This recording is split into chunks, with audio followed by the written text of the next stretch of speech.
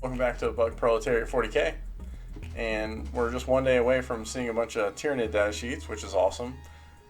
I'm really pumped about how GW is doing the rollout of 10th edition. I mean, they definitely could have done it like they've done in the past and just waited for one big day of, dropping the box set with the rules, even having to buy the book to get the rules on day one. But we've already got the core rules to look at. We've already have a ton of data sheets. They've already done battle reports.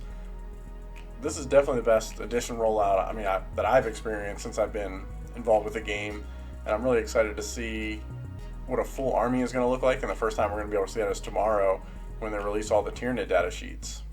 They already talked about how the data sheets are going to work in their article they put out today. So you'll be able to buy the data sheets as like a pack. I don't think it said how much, but you're going to be able to pre-order them soon, I think. Maybe the same time as Leviathan. We'll see this weekend, I guess. But they also said if you don't want to buy them, you don't have to. They're going to have them completely free digitally on their website. And they said, they even admitted in their article, which is kind of a non-GW move, like the data sheets are going to be great. You're going to have them all right there to have on the table to look at stuff and to quickly reference it. But those data sheets that are free on their website are going to be constantly updated when units are updated and erratas are made and stuff like that when they make tweaks to the game. And then saying that, I believe they're going to do it. And if they do, that's going to be awesome because you're going to have the full rules to your army for free, basically. When the codexes come out, we'll see what's in them. But it looks like you can just play with these index rules until your codex comes out. And then we'll see if they update those data sheets with the codex ones for free as well. Or if you have to buy the codex. We'll see. But for now, it looks like you can just play completely for free. Just need the models, which, as we all know, that's definitely not free, but it's an expensive hobby. So the main topic of the video today is going to be going over the Overwatch stratagem and how I feel like it's going to catch some GSC players out and a lot of players of any of like the T3, T4 below armor save army units out there, how this stratagem is so different and so new of how it interacts on the battlefield. It could really catch people out and cause some feel bad moments. So I just want to make a video and talk about it and how ways we can play around it looks like as a cult player, and ways that you can even use it to your advantage. So first, let's take a look at the Overwatch stratagem itself. It's 1 CP, and you can use it in your opponent's movement or charge phase just after a unit sets up on the battlefield from reserves, or when it starts or ends a normal advance, move, fallback, or charge move. And you have to pick one of your units that's within 24 inches of that enemy unit, and that's eligible to shoot. And then you get to shoot as if it's your shooting phase, but only hitting on sixes, kind of like the old Overwatch.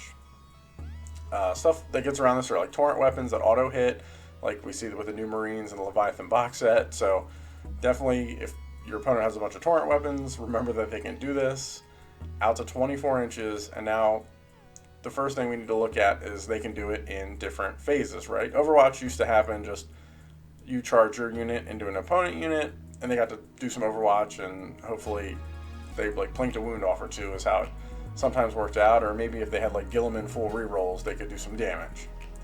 But now your opponent can use this to whittle down your units to make them take battle shock tests the next command phase. They can use it to get some unexpected damage in your army when they're moving just in your movement phase. There's a ton of different uses for this that I just think using the stratagem well and avoiding the stratagem is going to be a huge part of 10th edition. So the different times they can use it now are going to be in the movement phase when anyone starts or ends a move. So if you end a move within a 24 of a unit, like if they started outside of it but ended in there, they're still going to be able to use this Overwatch stratagem. Even when you fall back or advance, and then the start or end of a charge move as well. So this doesn't have to be the unit you charge either. Any unit within 24 inches of the charging unit can now shoot Overwatch.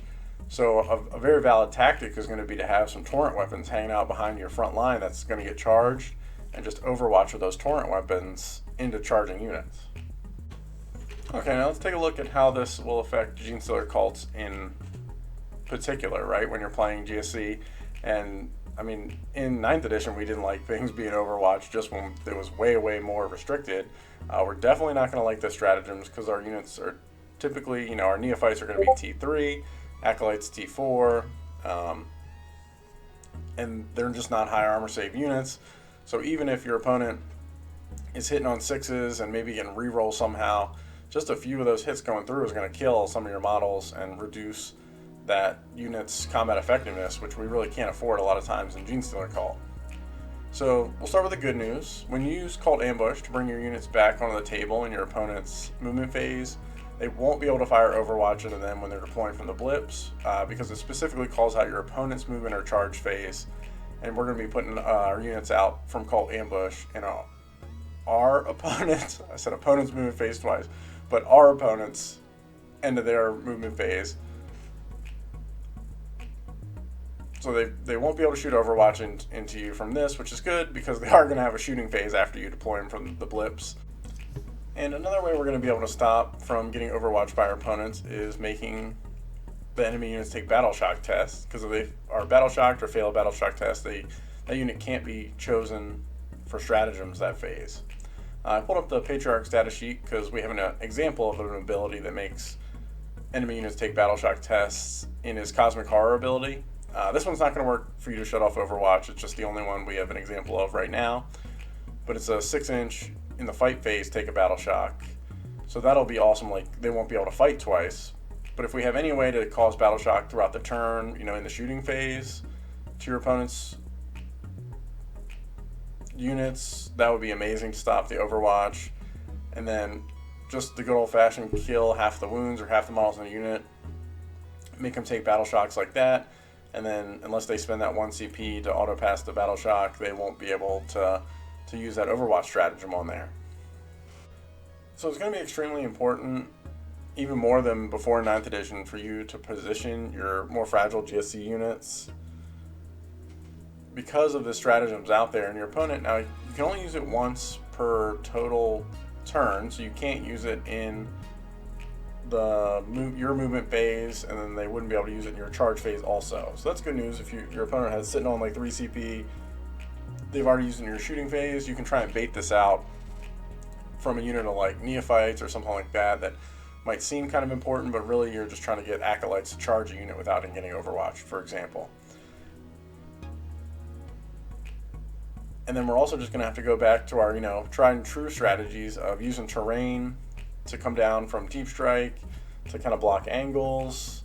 And I feel like that's kind of a lost art in some GSC players' repertoire in 9th edition, because Overwatch didn't really hurt, and there were strats out there, kind of like Eldar had, to intercept and shoot things as they came down, but only certain armies have it, and now everybody can do it with the Fire Overwatch stratagem, so you're going to have to kind of play those angles and hide in terrain as you come down from deep strike in every single game. And if you want to support the channel while getting some 40k models, if you need some to get ready for 10th edition, there's a link below to the FLG web store. We're affiliated with Frontline Gaming, and we get a small kickback for any purchases that you guys make from their web store over there, and we really appreciate it. And any orders of over $100 get free shipping within the continental US. So go check out their web store. They got a ton of stuff there for 10th edition ready to go. And no matter what army you're playing, they definitely have something for you. So that's it for this video. That's a quick overview of just to watch out for that Overwatch stratagem when you start playing some 10th edition games. It looks like we're going to have all the points and all the data sheets by June 16th, which is next Friday, which is awesome. I plan to go to my local game store and get like 3 games in right on that day with my GSC. I can't wait to see how they play, with the missions, how the points look, which is going to be super important. And I definitely plan to do a video, that next weekend, covering my 3 games and how they went and how I think, GSC played. I'm really excited to see what aberrants look like, for sure. I want to know if they're going to be like that linebacker unit that I think we're going to need, because we can respawn units, which is awesome, but we're going to need a tough unit that can stick on the battlefield to kind of hold those objectives, and I'm really hoping aberrants is it.